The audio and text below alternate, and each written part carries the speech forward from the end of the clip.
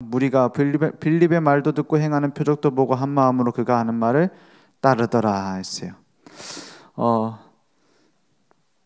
팀 구성이라고 했을 때 우리는 그냥 팀 구성이 아니라 현장의 문을 보고 들어가는 팀 구성입니다. 그래서 복음 전하는 좀 충분한 시간도 있으면 좋고, 말씀 운동할 수 있는 좋은 장소, 좋은 시설이 있으면 좋습니다. 그런데 더 중요한 것은 누가 누구를 통해서 들어갈 것이냐, 이걸 발견하는 겁니다. 그래서 전도의 문을 발견하러 가는 거지 막 벽을 뚫으려고 하는 게 아니에요.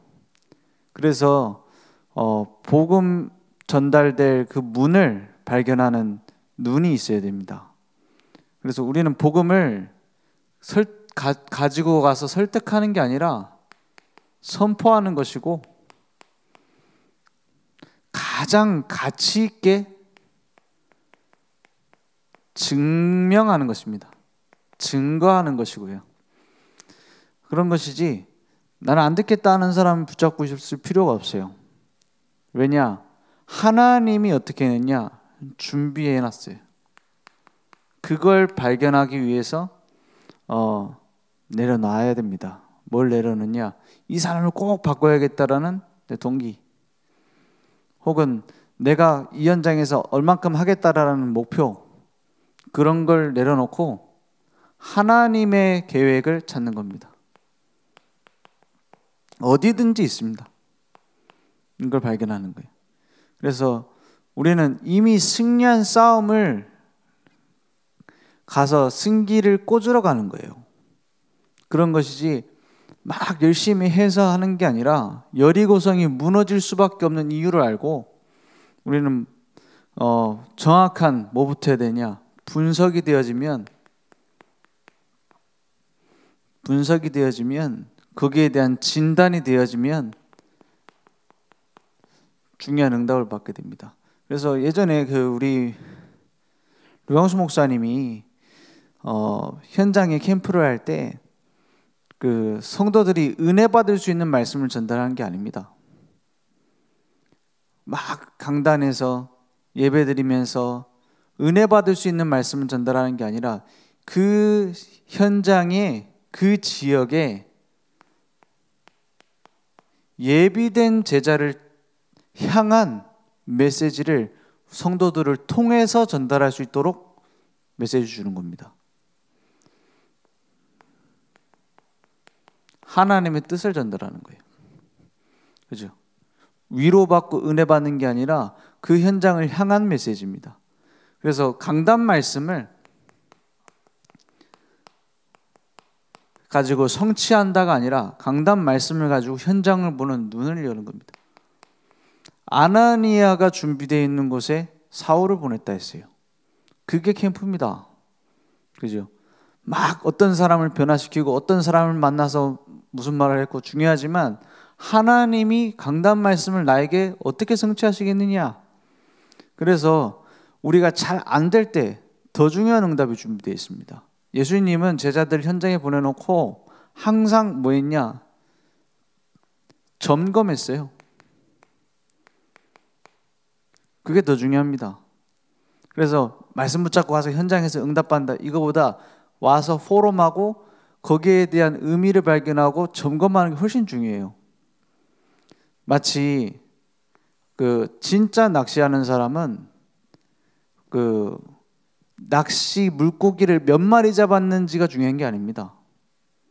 그 물의 흐름 속에서 어떤 미끼를 가지고 어떻게 걸었더니 이렇게 잡히는구나, 그게 딱 계획을 잡아놓고 걸렸을 때의 맛을 느끼는 거예요.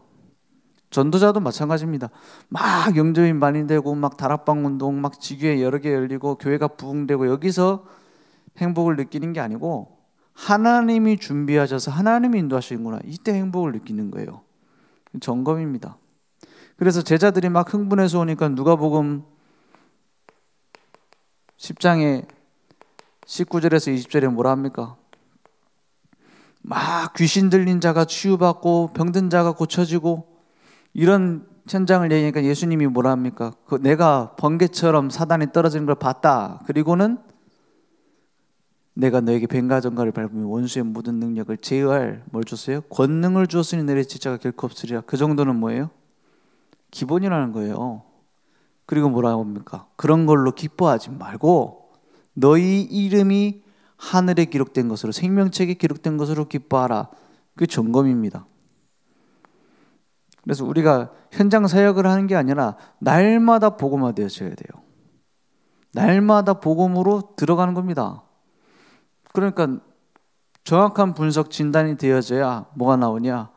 하나님이 원하시는 이게 뭐예요? 만남의 축복.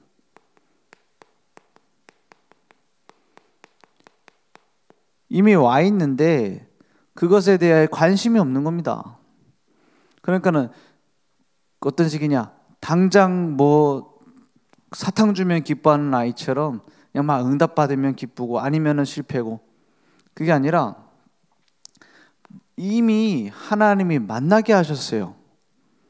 그 의미를 발견하는 겁니다. 하나님이 이 사람을 왜 만나게 했을까?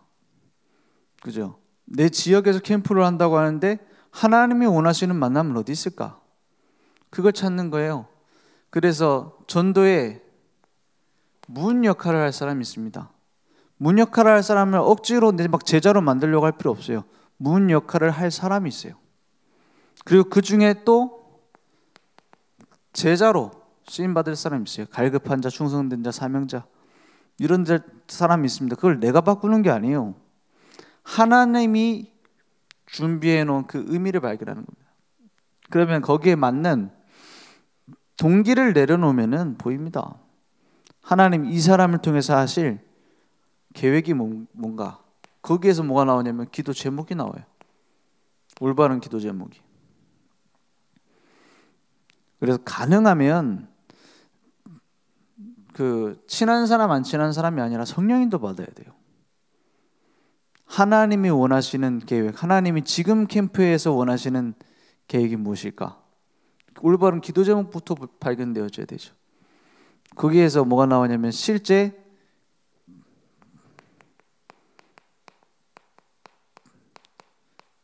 파고드는 전도가 되는 거예요. 파고드는 전도라는 게 뭐냐? 연결되어 있는 사람 뒤에 또 다른 문이 있어요. 거기에 대해서는 내일 또 메시지를 확인하도록 하겠습니다. 왜냐? 한 사람 뒤에 30명, 60명, 100명 그 정도가 아닙니다. 그 뒤에 또 있어요. 그래서 옥토밭에 떨어진 그 씨앗은 열매를 맺습니다.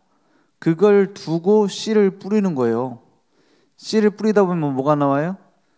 길가밭도 있고 돌짝밭도 있고 가시밭도 있습니다. 근데 옥토밭이 있어요. 그게 씨 뿌리는 자의 비유가 뭘 얘기하는 거냐? 그렇기 때문에 뭐 하지 말라고요? 씨를 뿌리는 것에 낙심하지 말아라 이 말이에요. 내가 뭘 잘못했길래 열매가 안 내지? 우리 막 그걸 자꾸 막 점검하려고 하잖아요. 내가 뭘 실수했길래 열매가 안 맺어지지? 왜 문이 안 열리지? 그게 아닙니다. 그냥 씨를 뿌리는 거예요. 씨가 잘못된 게 아니라, 정확한 복음이라면 그 씨가 잘못된 게 아니라 밭이 그런 밭이 있는 거예요. 그러면 뭐 하면 돼요? 먼지를 털어버리라 했어요.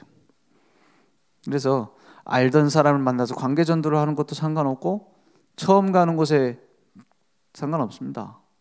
하나님이 내 성격도 알고 있어요. 난 소극적이라서 말 못 겁니다. 그럼 하나님이 준비해 놓은 사람은 말 걸 수도 있어요.